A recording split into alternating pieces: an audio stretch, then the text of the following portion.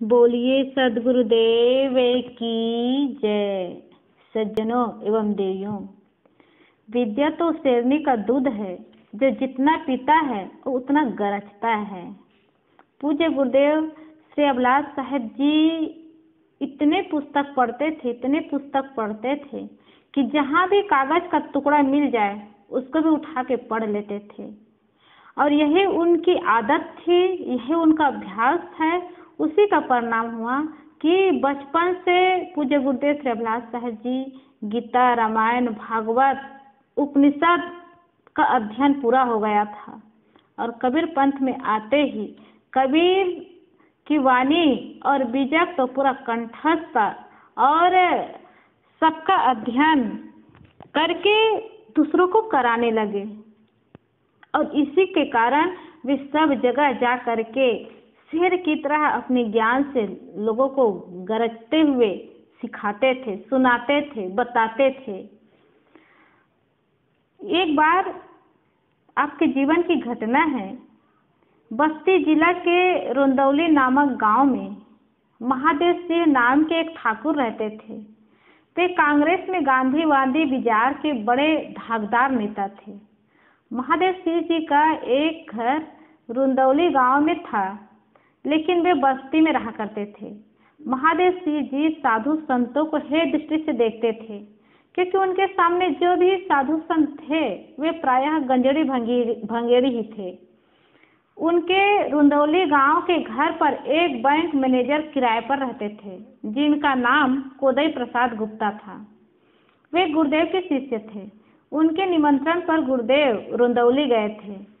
रात का कुछ समय हो गया था। ठाकुर महादेव सिंह के हवादार चौराहे में आप बैठे थे और आपके साथ कुछ नेमी प्रेमी लोग भी बैठे थे। सत्संग चल रही थी। उसी समय महादेव सिंह बस्ती से आ गए और वे भी उस बैठक में शामिल हो गए। गुरुदेव जी तो उन्हें पहचान गए, परंतु महादेव जी गुरुदेव जी को नहीं पहचान पाए। वे दंड प्रणाम करके गुरुदेव जी के पास नीचे बिछी हुई कालीन पर बैठ गए और बातें करने लगे।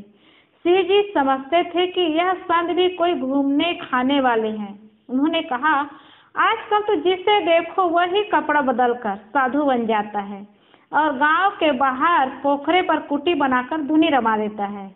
घूमने और कमाने खाने का यह सबसे सस्ता साधन बन गया है। गुरुदेव श्री अभिलाष साहेब जी ने तपाक से कहा, हाँ, हम भी जानते हैं। ये राजनेताओं को जो खद्दर पहन लेते हैं और घूमने लगते हैं, बस्ती, लखनऊ और दिल्ली में पंडे की तरह डेरा डाले बैठे जनता को ठगते रहते हैं। ये देश को ठग कर अपना घर भरते हैं। इस पर भी कहते हैं कि हम गांधी जी के रास्ते पर हैं। महादेव सिंह जी ने कहा, इन नेताओं की बात छोड़िए। गुरुदेव श्री अभिलाष साहेब जी ने कहा, छोड़े क्यों? ये भी तो समाज और देश में रहते हैं। इस प्रकार और भी अनेक बातें गुरुदेव श्री अभिलाष साहेब जी और महादेव सिंह जी के बीच होती रही। महादेव सिंह जी की हर बात का गुरुदेव श्री अभिलाष साहेब जी निर्भीकता पूर्वक झरझराते हुए जवाब देते गए तथा वेद, शास्त्र, पुराण, महाभारत, रामायण और कबीर वाणी आदि के उदाहरण देकर समय उचित ज्ञान की बातें कहते गए।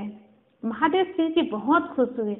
उन्होंने पूछा, अच्छा महाराज जी, आप कौन दूध है? गुरुदेव श्री अभिलाष साहेब जी ने कहा, अच्छा, आप दूध दही पूछ रहे हैं? आप तो अपने को गांधीवादी मानते हैं ना। गांधी जी ने क्या कभी किसी से दूध पूछा?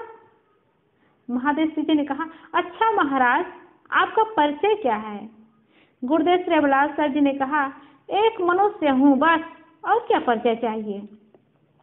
महादेव सिंह जी ने पूछा, फिर भी कुछ बताने की कृपा करें। गुरुदेव जी हंसते हुए कहा, बचपन में आपकी मैंने अनेक बार सेवा की है। इतना सुनकर महादेव सिंह जी को और जिज्ञासा हुई। उन्होंने कहा, महाराज, आपका दैहिक परिचय क्या है? गुरुदेव श्री अभिलाष साहेब जी ने कहा, खान तारा के पंडित श्री दुर्गा प्रसाद शुक्ल जी इस देह के पिता है। इतना सुनते ही महादेव सिंह जी ने हंसते हुए कहा, तभी तो आप इतना गरजते हैं। हम नहीं समझते थे कि आप वही है। बड़ा अच्छा हुआ महाराज, आप हमारे घर पधारे, आपके दर्शन हुए। मैंने तो सुना भर था कि आप विरक्त हो गए हैं, किंतु अभी तक आपसे मुलाकात नहीं हो सकी। आपका इतना विशाल अध्ययन और ज्ञान है, यह जानकर बड़ी प्रसन्नता हुई।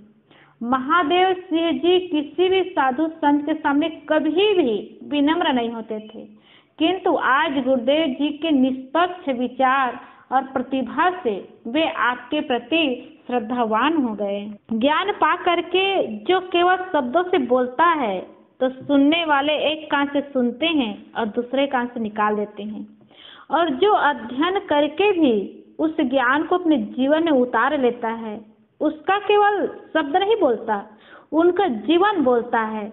और जिनका जीवन बोलता है तो सुनने वाले कान से निकालते नहीं हैं, सुनने वाले कान से सुनते हैं और वो हृदय में बिठा लेते हैं, और हृदय में बिठा करके जीवन जीने का साहस करते हैं। सदगुरु श्री अभिलाष साहिब जी जड़ चेतन का यथार्थ ज्ञान लोगों को देते रहे, खुद अपने स्वरूप में स्थित रहे और स्वरूप स्थिति की बात बताते रहे। तो गुरुदेव श्री अभिलाष साहिब जी का शब्द नहीं बोलता था, जीवन बोलता था, और वो जीवन महापुरुषों के ज्ञान से, वेदों से, पुराणों से, उपनिषद से, हर ग्रंथों से पी करके उस अमृत तत्व को प्राप्त किए थे, और उसी अमृत रस को समाज को देते रहे, और समाज के लोग वही अमृत रस को प्राप्त करके अमृत तत्व उस आत्म स्वरूप को जानने समझने का प्रयास किए, और कितनों संत उस अमृत तत्व को प्राप्त करके अनुभूति किए जीवन में कि जो विद्या को पीता है वो अमृत तत्व को प्राप्त करता है, और जो जीता है वो अमृत तत्व को प्राप्त करके अमर हो जाते हैं। तो संत महापुरुषों की बताई हुई बात, संत महापुरुषों का लिखा हुआ ज्ञान और संत महात्माओं का दिया हुआ सद्ग्रंथ हमारे लिए उस शेरनी का दूध होता है, और जो पीता है, जिसको विद्या का अध्ययन होता है, वही उस ज्ञान को गरजता है। इसलिए संत महापुरुष हमें हर समय बताते हैं कि संतों का सत्संग करें। सत्संग सब जगह उपलब्ध नहीं होता है, तो सद्ग्रंथों का अध्ययन करें, और सद्ग्रंथों का अध्ययन होता है तो जीवन सत्य की ओर आगे बढ़ता जाता है और सत्य स्वरूप में स्थित होता जाता है। इसलिए महापुरुषों का जीवन का अनुभव है कि विद्याओं का अध्ययन जितना हो सके हम लोग को करना चाहिए, और इसके लिए हम सबको समय बनाना चाहिए। इसीलिए कहा है कि विद्या को जो जितना पीता है वो उतना ही गरजता है। बोलिए सद्गुरुदेव की जय।